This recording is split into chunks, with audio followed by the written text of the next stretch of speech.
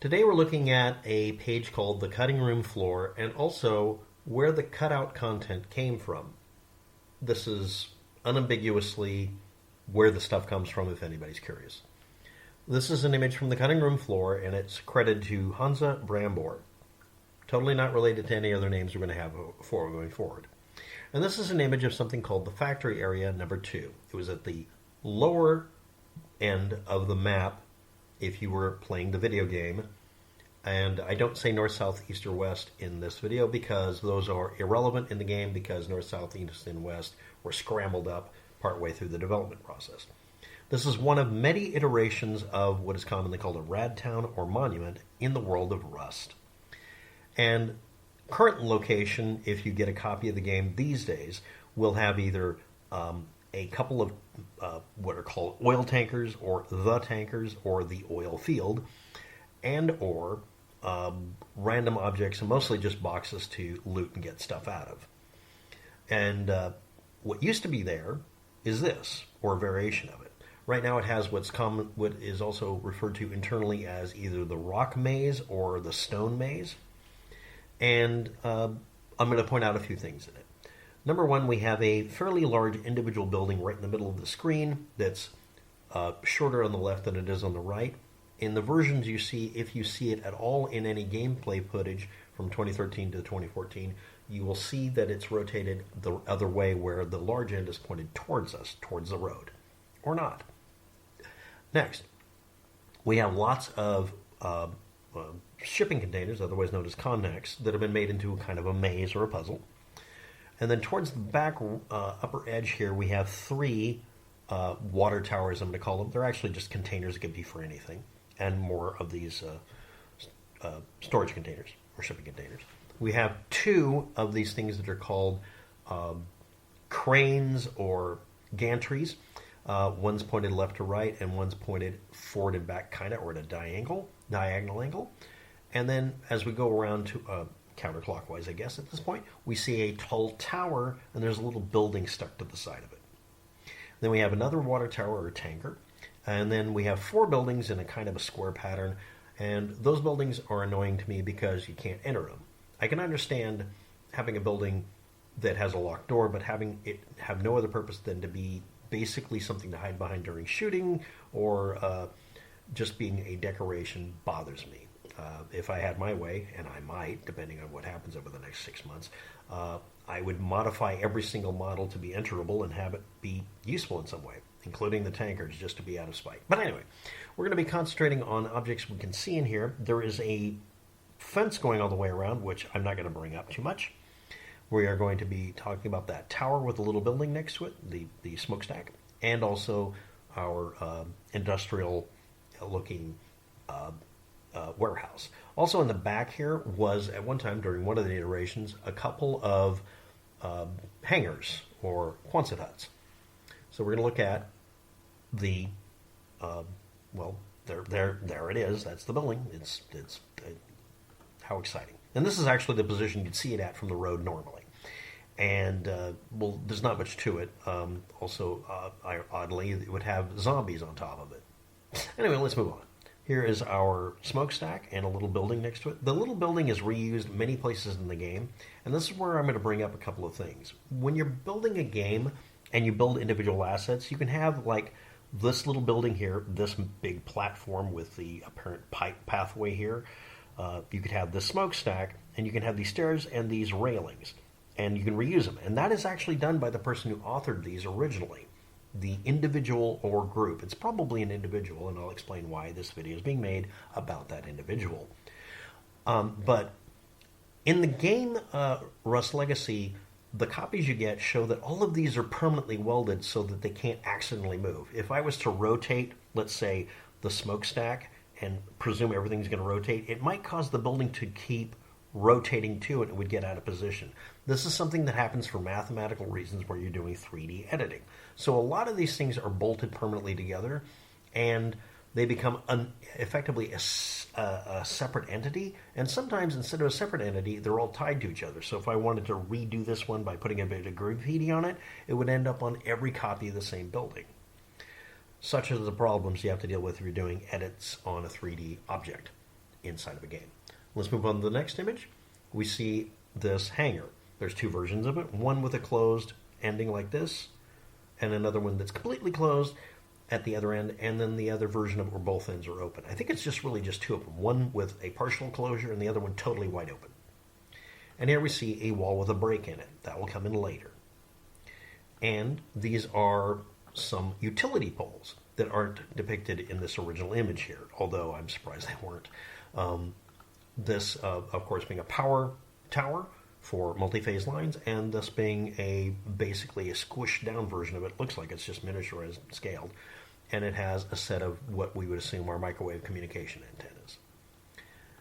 And now we're looking at its actual name. Inside the files, when you rip it open, you see the word ToxicLand used a lot. So on a hunch, months ago, I looked up ToxicLand, 3D assets, Unity game engine, because this was built under Unity game engine. And here it is. This is the banner from the page, or one of the pages, and it shows all of these pretty much the same way. And now we can see them. Over on the right, we see the tower with the little building next to it. Now, this may be a slightly different iteration of each, or maybe just rotated so we can see more of it. It depends on what the author wanted to do. For instance, on the second row buildings, we see a building that seems to just simply be flipped left to right. But instead of that, it looks almost as if it's not just rotated around. It could be mirror imaged. Mathematically, you can mirror these things. You just have to make sure you finish mirroring them, and you have to usually have two different models for that. Making a perfectly mirrorable image that won't turn itself inside out and crash the computer is pretty hard to do. I would rather not do it, and let's move on. But anyway, here is our completely open Quonset hut or hangar, almost dead center. And then to the left of it, we have the one with a sealed end, or sealed on one end and open on the other. The next one to the right of the center point, we have that big warehouse. And we have all these other variations. And if you play the video game, some of you watching my channel do, you'll recognize a lot of assets from the bottom here are very, very familiar. Some of them are completely odd and don't know where they are coming from. And again, I complain a lot. Some of these have second floors you can't visit, and that bothers the hell out of me. Anyway, let's move on. And here are our gantries, and apparently there's two different versions of the thing, essentially kind of a skin for them. And there's our broken wall in the lower right. And you see here that we have wall pairs and sets where there's a break in the wall and a broken wall underneath, and this would have made it very interesting and addable, very nice to add to the game. And I want to point out at the bottom here we see boxes, tires, spools, and other. You'll be seeing more of those.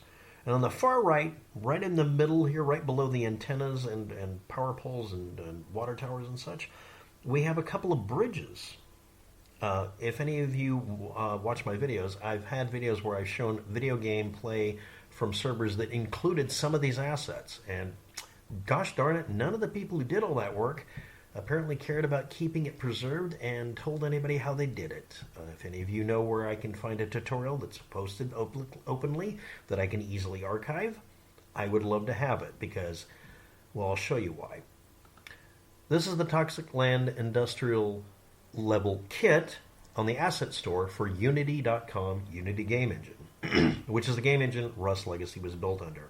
I'm going to quickly go through the slideshow of it as fast as I can, and it shows you fairly nice versions of this. And oh look, the wooden crates that we make to put our stuff in. Yes, on.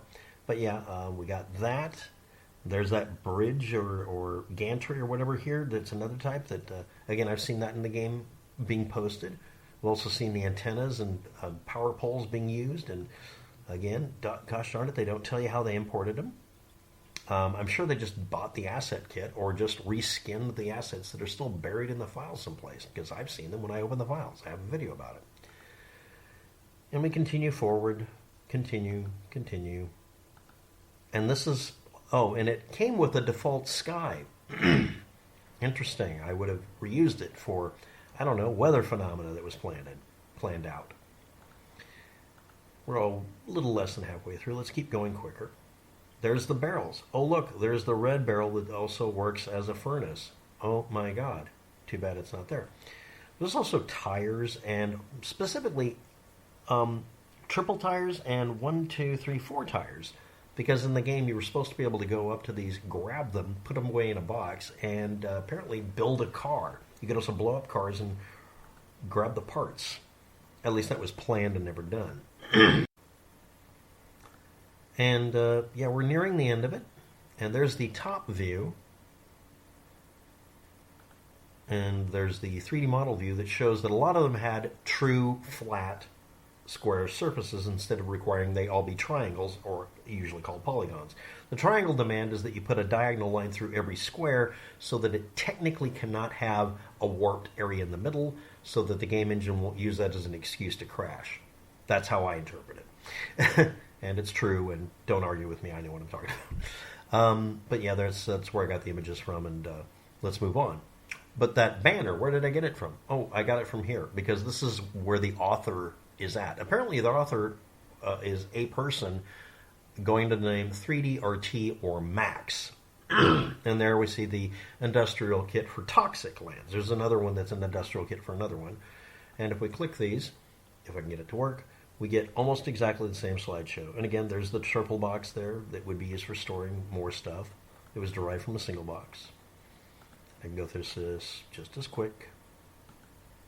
This person has Twitter, Facebook, YouTube channel, that sort of thing, and features their own work in fly-throughs. I'm going to show you one of them as fast as possible, which will be stomach-churningly annoying for motion sickness factor. And we're going to do that right now. Max it out, go to home, and I've set this at 720p and double speed. Let's see what happens when it, or if it decides to run. And I'm playing this without permission, but I'm doing this as a demonstration of this person's work. And I'm just speeding it up mostly because I want to save some time in the video. You can just watch the video. I'll have a link to it. This individual started a long time ago. This is an OG source of information and materials and items. And I guarantee you, if I get a hold of these 3D assets, I'd be able to chop them up and remix them. And then immediately after doing that, I would re-optimize them and make them myself, because I wouldn't want to use their assets, even if I paid for the right to use them, and not just make new ones and do something different if I was doing something brand new. However, for Rust Legacy, what I would be doing is creating assets that I could make it to where I could provide a nearly infinite variety of derivative content with using the same license to alter Rust Legacy so that some of these buildings have a top floor when they don't, or we have much more varied buildings, or I could just, all I want to do is be able to import the blasted antenna, or maybe, I don't know, maybe that second factory area, instead of having it be, again, someone's really cool, neato secret that they know how to do it and we don't. That bothers me. And it should bother every one of you who's in favor of the stop killing games idea.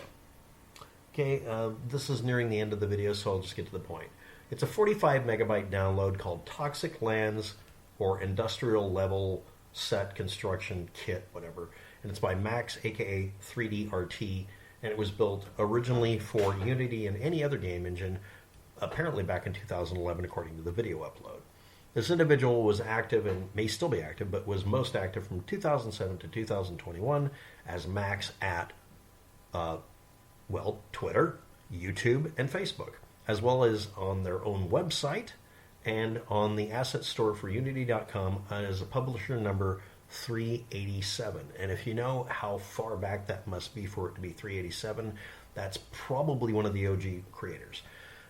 $19 to $15 to buy the ToxicLand Industrial Level Kit. Also, videos from 2011 for it.